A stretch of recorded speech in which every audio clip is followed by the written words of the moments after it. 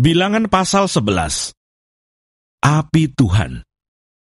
Pada suatu kali, bangsa itu bersungut-sungut di hadapan Tuhan tentang nasib buruk mereka. Dan ketika Tuhan mendengarnya, bangkitlah murkanya, kemudian menyalalah api Tuhan di antara mereka, dan merajalela di tepi tempat perkemahan. Lalu berteriaklah bangsa itu kepada Musa, dan Musa berdoa kepada Tuhan, maka padamlah api itu. Sebab itu, orang menamai tempat itu Tabera, karena telah menyala api Tuhan di antara mereka. Tuhan berjanji memberi daging. Orang-orang bajingan yang ada di antara mereka kemasukan nafsu rakus, dan orang Israel pun menangislah pula, serta berkata, "Siapakah yang akan memberi kita makan daging?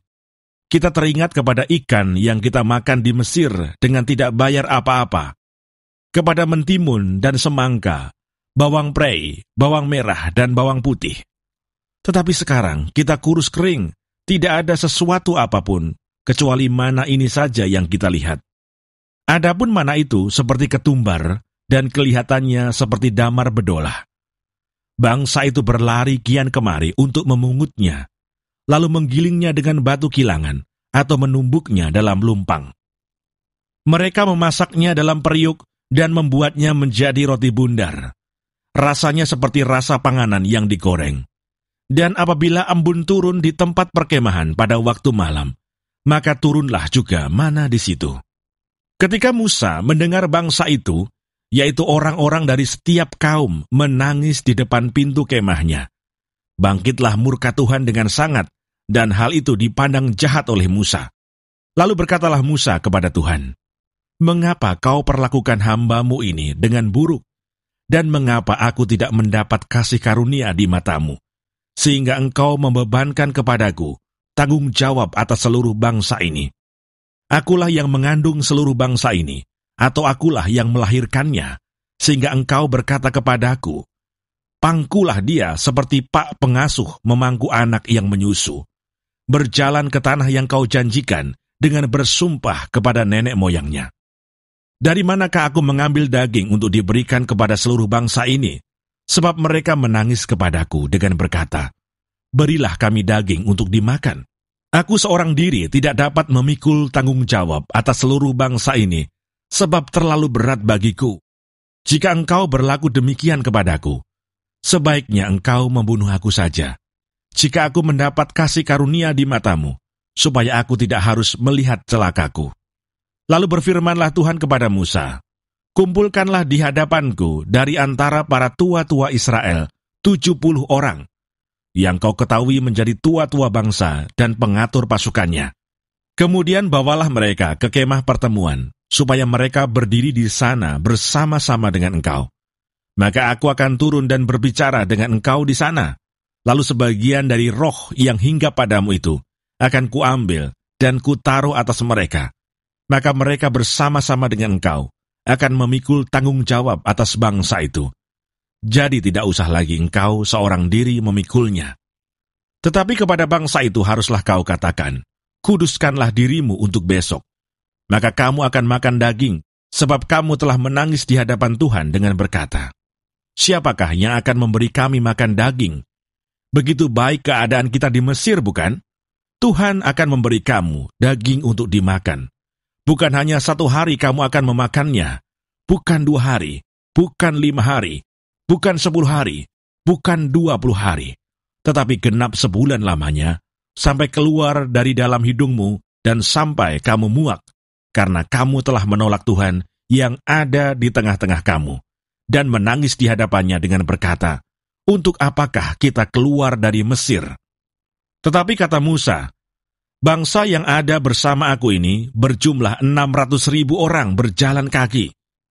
Namun engkau berfirman, daging akan kuberikan kepada mereka, dan genap sebulan lamanya mereka akan memakannya. Dapatkah sekian banyak kambing domba dan lembu sapi disembelih bagi mereka, sehingga mereka mendapat cukup? Atau dapatkah ditangkap segala ikan di laut bagi mereka, sehingga mereka mendapat cukup? Tetapi Tuhan menjawab Musa, masakan kuasa Tuhan akan kurang untuk melakukan itu? Sekarang engkau akan melihat apakah firman-Ku terjadi kepadamu atau tidak. Ke-70 orang tua-tua. Setelah Musa datang keluar, disampaikannya firman Tuhan itu kepada bangsa itu. Ia mengumpulkan 70 orang dari para tua-tua bangsa itu dan menyuruh mereka berdiri di sekeliling kemah. Lalu turunlah Tuhan dalam awan dan berbicara kepada Musa. Kemudian diambilnya sebagian dari roh yang hinggap padanya dan ditaruhnya atas ke-70 tua-tua itu. Ketika roh itu hinggap pada mereka, kepenuhanlah mereka seperti nabi. Tetapi sesudah itu tidak lagi. Masih ada 2 orang tinggal di tempat perkemahan. Yang seorang bernama Eldad, yang lain bernama Medad. Ketika roh itu hinggap pada mereka, mereka itu termasuk orang-orang yang dicatat, tetapi tidak turut pergi ke kemah. Maka kepenuhanlah mereka seperti nabi di tempat perkemahan. Lalu berlarilah seorang muda memberitahukan kepada Musa, Eldad dan Medad kepenuhan seperti nabi di tempat perkemahan. Maka menjawablah Yosua bin Nun, yang sejak mudanya menjadi abdi Musa. Tuanku Musa, cegahlah mereka. Tetapi Musa berkata kepadanya, apakah engkau begitu giat mendukung diriku?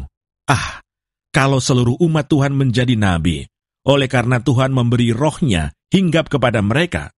Kemudian kembalilah Musa ke tempat perkemahan, dia dan para tua-tua Israel. Burung puyuh. Lalu bertiuplah angin yang dari Tuhan asalnya.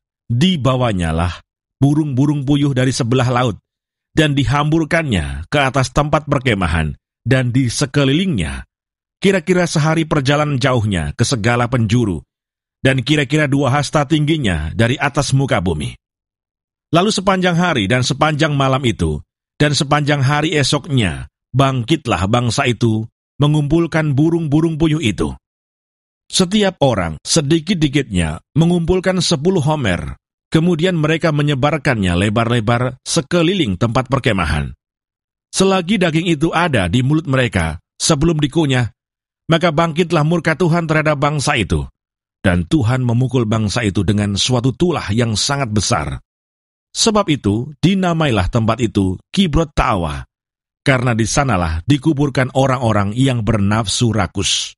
Dari Kibrot Ta'awa, berangkatlah bangsa itu ke Haserot, dan mereka tinggal di situ.